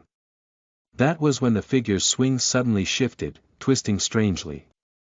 However, it ended up hitting his spear. Kairos backed up after blocking, to which the figure simply stared awkwardly. If the figure was actually a master, it would have just continued with its original strike since he had been wide open to the feint. As he stared at the figure, he gradually came to a conclusion about what the figure was. Kairos' thinking shifted vastly. The person wasn't actually some sort of conscious entity. Rather, it was a set of disjointed techniques. It seemed that the dungeon had somehow picked up on the moves of someone that was actually proficient with the sword. As for how, there were too many possibilities that Kairos could think of. Regardless, it seemed that the dungeon was experimenting with using those techniques, trying to see how to use them properly. The corner of Kairos' lip turned up suddenly. He realized that this was actually a great opportunity. Kairos was a relatively normal high schooler if you didn't consider his ability to peek into the future and his tendency to break arms. And several other things. Regardless, he wasn't the type of person that understood proper technique. In nearly every fight he has had, his moves were purely out of intuition. Though they were usually effective enough, they were also rather crude. It wasn't as though he never had any fights with professionals. In fact, he has had quite a plentiful amount. However, the problem with professionals was that Kairos had to take them very seriously, even taking into account his future vision. There was hardly a split second he could lose his concentration. As such, while he had directly experienced their techniques, he also had no clue what they had done. On the other hand, while this blue figure had the technique itself perfectly executed, it had no idea when to execute it or what purpose they were supposed to be used for. In other words, Kairos would have plenty of time to observe the actual execution of the technique. With those thoughts in mind, Kairos rushed forth towards the blue figure but abruptly stopped before getting too close. The figure took a long stride forward before bringing its sword down rapidly, which missed entirely. Kairos tried to note the movements of the figure, but it didn't seem like anything too special. Despite seeing it twice as well, he tried to remember all of the movements, but wasn't able to catch them in their entirety. Kairos wanted to see it again and thus tried to back up before rushing in once more. However, this time the figure pulled back before lunging forth with the sword like it was a spear. This was easily dodged once more. Kairos furrowed his brows, trying to catch the movement from earlier, but his memory wasn't so good that he could remember absolutely everything with just one demonstration. He attempted to repeat the same actions to get the figure to repeat the technique, but once again, the figure attempted to use a completely different one. Kairos clicked his tongue. After a few more attempts, Kairos eventually realized that the figure had almost never repeated any technique whatsoever. After thinking about it a little longer, he realized that for every attack he had dodged, the figure would never try the same one again. As for the ones he had blocked, while the figure would try them, it wouldn't do so many times. In fact, he hadn't seen it do the same technique more than 3 times in general. Kairos came to realize that this dungeon seemed to care more about results more than anything. That would be its first goal before anything else. In other words, if he were to get hit, the figure would probably do it again. Kairos' thoughts began to divert into strange territory. He imagined that he should let himself get hit. It was thought that was quite different from what people would usually think. Though, considering he had used his future vision to feel the pain of stabbing himself with a knife before, it wasn't too outlandish. Kairos had the intention of letting himself get hit with the next strike, but at the last second, he suddenly dodged out of the way. Another consideration had popped into his mind. He could only let himself get hit so many times before it would become quite dangerous. Though he had the green orbs, that didn't change the fact there was a limited amount of injury he could take. As such, he couldn't just take injuries willy-nilly. If he had picked a technique that was extremely difficult to follow, then he wouldn't be able to learn it quickly enough in order to learn how to execute it himself. Kairos hesitated for a moment before extending his future vision to 2 seconds. Although his increased willpower reduced his stress considerably, it didn't change the fact Kairos felt it was very taxing on his mind. From there, he began examining all of the techniques that the figure would throw at him. The figure did a swing that caused its grip to suddenly shift, causing it to change from an overhead attack to a sweeping attack. Kairos dodged it, deeming it to be too difficult to learn. Ednel.co Then, the figure performed a swing that appeared to start from down low before suddenly going upwards. However, it was actually a sweep. Kairos dodged this one too, as he caught the fingers of the figure moving in a particular fashion. Though he wasn't sure, he frankly did not think he could learn a technique that required his fingers to shift in a certain way to learn. The figure continued to do several more techniques, all of which Kairos felt were either too advanced or simply not that useful in general. But eventually, there was one that caught his eye. The figure swung its sword forth while holding the handle in a reverse grip. It made it seem as though the sword was going to slash, as though it was getting ready to fling in that direction. However, the hand that was shifting directions suddenly stopped, before reversing and shooting toward him like a dagger. Kairos could have actually dodged this rather easily, just by standing still. However, he instead decided to pretend he was trying to get away from the slash and brought his arm up. A sharp bang resounded followed by a quiet dripping sound. The sword had pierced into Kairos' forearm but was stopped by his bone. His blood began dripping down onto the ground, while the figure paused momentarily, seemingly shocked. Kairos backed up, while the figure immediately performed the same strike in an attempt to hit him once more, but he had already gotten too far away. The figure then rushed forth, moving its arms in a way that obviously showed it wanted to do the same thing again. Kairos narrowed his eyes as he stopped extending his future vision. It definitely hurt to get slashed by the sword. And also the fact his palms were still scarred meant his previous actions with the spear also hurt. However, he couldn't even really focus on them. Because there was a debilitating headache that he was experiencing, which was far greater than any pain he had experienced. Though Kairos had gone through various painful experiences, the worst part of them was actually the surprise factor. It wasn't that they hurt less than his headaches, but the pain would eventually dull and go away. Instead, it was the constant pain on his mind that felt so much more taxing. Like he was being slowly tortured. However, that could finally be put to rest. Kairos' eyes widened slightly as he brought his arm forth once more. A slash resounded, soon followed by a splatter. He had gotten hit once more. Quite a bit of his blood had splashed, landing on the floor. Though there was no mess made as it rapidly disappeared the moment it touched the ground. Kairos could feel adrenaline coursing through his body with greater strength. And it didn't feel too bad. Regardless, he didn't forget his original purpose, which was to learn the techniques. Thus that was exactly what he did. Kairos watched the figure's initial position carefully.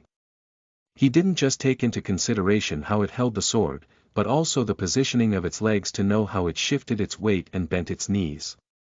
Though, he did it all one at a time, focusing intently on the movement of a specific part and learning it first.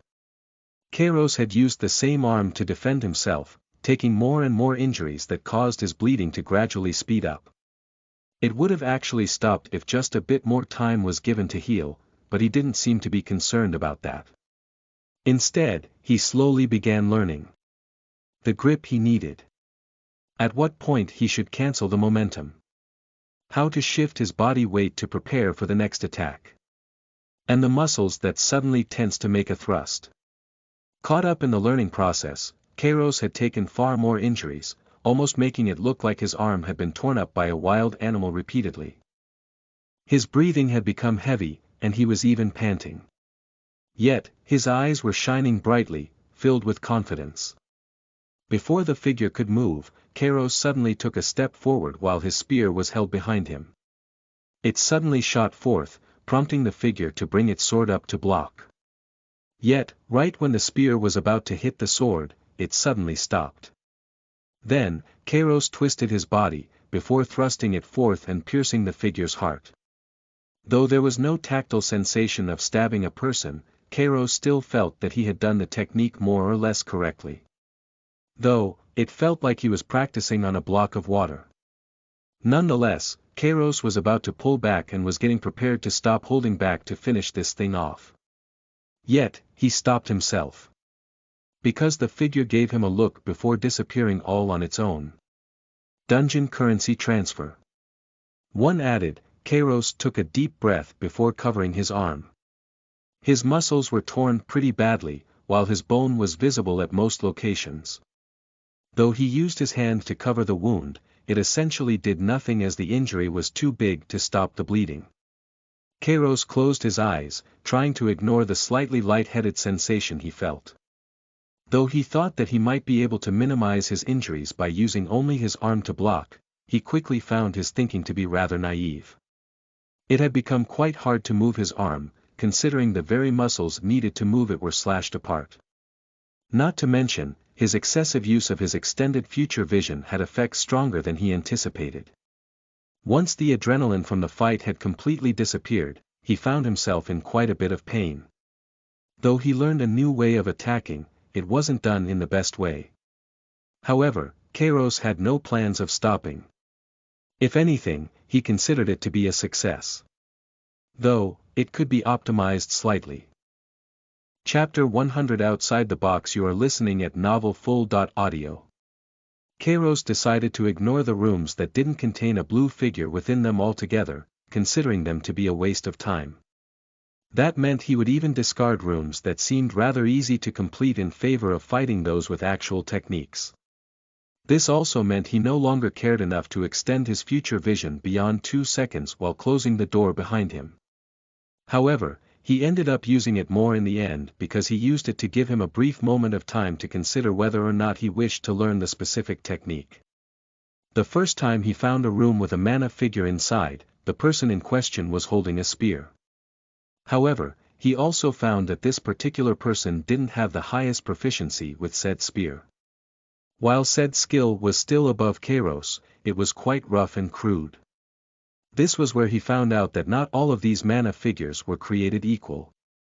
Some of them had lousy techniques, making them not the most useful to learn from. For these, Kairos would simply fight as he normally would. After stabbing the figure nearly 10 times, it had disappeared. Dungeon currency transfer.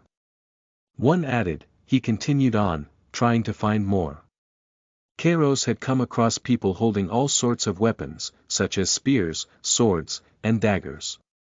There were also the occasional strange ones, such as people holding wooden staffs and metal pipes. For the more obscure weapon holders, he would simply fight as he normally would. If there was nothing particularly interesting, then Kairos would eliminate them. Unfortunately, it was still quite a bother as he needed roughly 10 strikes to kill said people. Considering that the first time only required 2, it seemed that there was some relation between how much he got hit and the number of times he had to hit the mana figure. Most of the rooms he went through didn't end up having the mana figures within, and roughly half of the ones that did ended up being useless since there either was no technique, or it was on an obscure weapon. However, Kairos eventually came across one that he did find useful. It was a person holding onto a bow. The arrows that said person pulled back were created out of mana, which made Kairos rather nervous. After all, his impression of mana arrows was that they were rather scary, as chases had been quite powerful all of the time. However, upon watching them fire, he realized his worries were for nothing. Though they were indeed made out of mana, they acted very much like normal arrows, flying through the air at a reasonable speed as well as being able to do a relatively small amount of damage. Out of all the tactics that the bowman mana figure employed, Kairos found himself most interested in how he leaped away while firing a shot. He was originally thinking of trying to see a new way to use the bow but was instead focused on that. Kairos decided to intentionally miss his attack every time the mana figure used that particular technique instead of letting himself get hit. And it worked out pretty nicely. Though the mana figure wouldn't continuously use the same move, it would still use it relatively often, letting Kairos eventually pick up on it. He followed how the figure moved their knees and shifted their weight. By the end, he was still panting fairly heavily, fatigued from all of the strenuous movements he had been doing up till now. However, Kairos had figured out the gist of the technique. First, one would bend their knees while drawing back the bow. Then, at the point when one's knee was bent enough, they would release the arrow before abruptly leaping in a direction. Since Kairos didn't have a bow, he couldn't imitate the exact movements that the person did. However, he didn't intend to perfectly imitate it in the first place. While several meters away from the mana figure, Kairos bent his knees and pulled back his spear. Then, a mana arrow fired toward him, prompting him to swing his spear before leaping to the side. He was able to dodge the arrow easily, however he found that his swing was a little awkward. Considering he was quite far away, it obviously didn't hit, but that wasn't his concern as of now. Kairos continued to practice doing the same thing, but each time he found it kept feeling quite awkward. Though, that was also quite reasonable. The way the bowman moved, made it so he had a split second of stability to properly fire the arrow. However, that brief duration didn't really help the swing as there was more to it than just releasing the arrow. And so, he found himself trying over and over again, trying to find that missing piece. Kairos suddenly threw his head to the side, letting a mana arrow fly past. His brows were furrowed, but not because of the attack. In fact, he wasn't even really paying attention to the mana figure in general. Instead, he was just mulling over how he could properly apply the same movements for the sake of using a melee weapon. Kairos was sure there had to be some way to do so, but kept finding himself stuck because of the fundamental difference between the two. His eyes glazed over slightly, but as his vision focused on the bow, he couldn't help but be reminded of another time, when he was with Nicole. Kairos was with Nicole, in his room. Nicole was in his bed, kicking her feet leisurely. She had a piece of paper on top of a textbook and was drawing random doodles. As for Kairos, he had the textbook open in front of him as he sat down at a desk. Though it was a math textbook, there was this random section labeled "Thinking Outside the Box." Within, contained a question. With 9 dots shaped in a 3 dot by 0.3 square, how can one hit all of the dots with 4 straight and continuous lines? At first, Kairos didn't think much of it at all, imagining the answer to be quite easy if anything. However, the fact that the 4 lines had to be continuous made him stumped. If they didn't have to be continuous, he could easily just use 3 lines to do that problem, but that factor made it so that he was always missing 1 or 2 dots. This frustrated Kairos greatly. He felt like this question was somehow challenging his pride. And so, he worked at it, trying out various combinations that seemed to make intuitive sense to cover more ground. However, they all failed. Then, he decided to try and brute force it, trying every single combination he could think of. And before he knew it, he had spent nearly 3 hours just trying to solve that problem that looked so simple, without even being able to solve it in the first place. Kairos frustratedly leaned back into his chair and let out a sigh filled with distress. Nicole perked up slightly, before turning to look at Kairos. What happened? Kairos took a peek behind him, seeing that Nicole had drawn a picture of his room, with him sitting at the desk. He didn't care all that much, and let out a sigh. I can't solve this problem no matter what I do. There isn't even an answer section for this question, so I can't even find out if there actually is a solution. Nicole tilted her head to the side. What if I try to do it?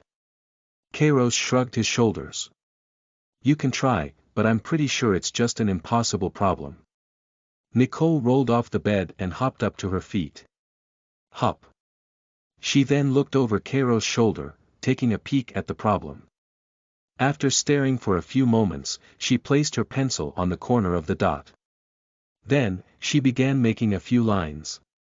However, by the time she reached her 4th line, 1 dot still wasn't covered. Kairos shook his head. See? It's just a problem to confuse you, when there isn't really a solution. Nicole didn't respond. Instead, she decided to erase the pencil marks before trying once more. Except this time, she began tracing the line outside of the box, to Kairos' surprise. That allowed her to make a line that would catch the last dot. By the end, Nicole scratched the side of her head. It kinda looks like a bow. Don't you think? Kairos' jaw dropped. He stared at the problem for a few moments, before looking at Nicole. Wait, but you can't draw the line outside. Nicole looked at him with innocent eyes. But it doesn't say that anywhere. Kairos stammered awkwardly. But. Nicole giggled.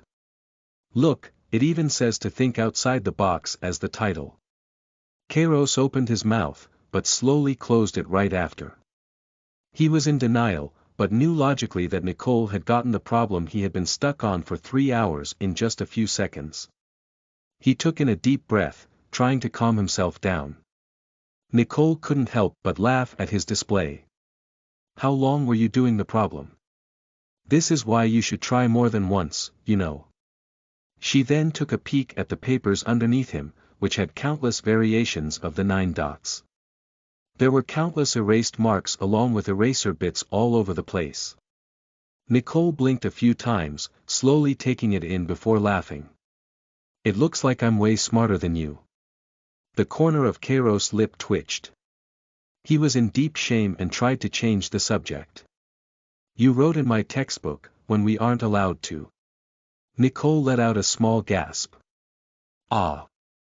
Sorry, I didn't even think about that. She began erasing the pencil marks she made, but couldn't get it off completely. Upon pressing a little harder, she even accidentally tore apart the page. Kairos looked at her, while she turned away while severely blushing. Nicole coughed awkwardly. Sorry. She then scampered out of the room, like a mouse running away from a cat. Once she left the room, Kairos sighed. That's the person who just outsmarted me. He put one hand on his head. It looks like I need to stop making assumptions about everything. With how much of an impact this time had on his mentality, Kairos worked out a method so that he wouldn't get caught in the same trap once more. The reason why he got stuck on the problem for so long was that he made an assumption. That the line wasn't allowed to go outside of the box.